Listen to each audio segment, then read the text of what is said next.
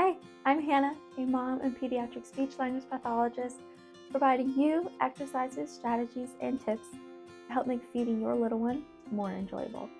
Today, we are talking about 5 elements of an ideal feeding environment that will promote safe feeding, avoid stressors and negative mealtime behaviors, and build a positive relationship with food from the start. Let's get into it.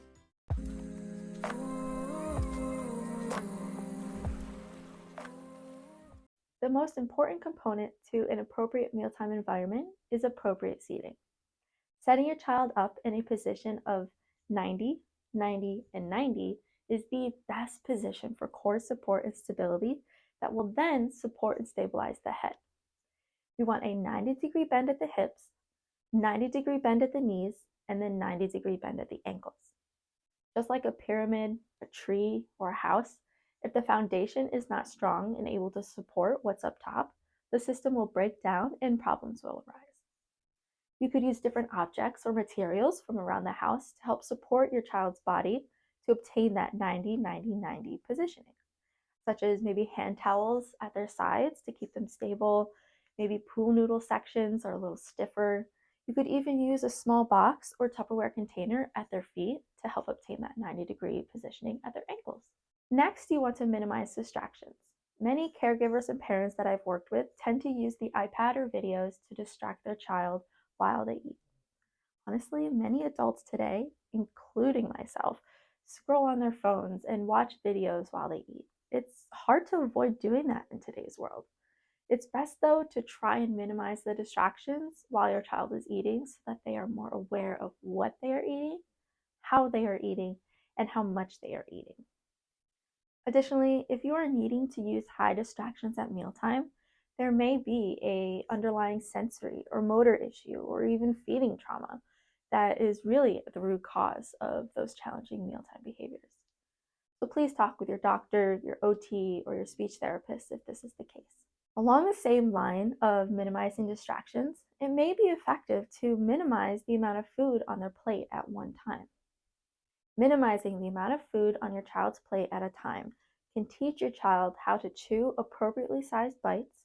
It can promote language development as they may need to ask for more, and it can help to decrease the potential for overstuffing and therefore potentially choking. Also, if your child typically shows hypersensitive behaviors outside of mealtime, limiting the amount of food on their plate at one time can decrease visual stimuli and promote a more calm, organized, and regulated state. It's important to note here that you are not limiting the amount of food you are giving them altogether at the meal. You are simply providing them a smaller portion to start, and then when they have eaten a good amount of that portion, serve them more, or ask them if they would like more. Next, you want to establish a routine. Adults and kids alike benefit from a routine. A feeding routine can reduce problematic behaviors as the child will know what comes next, what is expected of them, and what is expected from the caregivers too. So for example, your routine could be as simple as washing your hands before you eat, then sitting down at the table, eating the food, and finally walking the plate over to the kitchen sink. Establish a mealtime that works for you and your family and try your best to stick with it at every meal. And last but not least, keep mealtime child-led. There is something called the Satter's Division of Responsibility, and this is an evidence-based framework for raising competent eaters. This framework strongly encourages parents to trust their child to be responsible for eating how much they want to eat and whether or not they want to eat what you provided. The parent's role is to select, prepare, and offer healthy, appropriate foods and determine when and where food is served. Check the description box below for a PDF handout of the Satter's Division of Responsibility for feeding so you can learn more.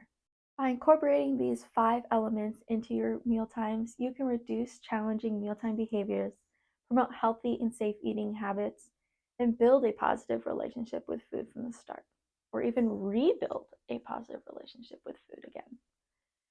If you want to learn more about feeding and feeding behaviors, be sure to subscribe to my channel and check out my other videos. Thank you so much for watching. I'll see you next time.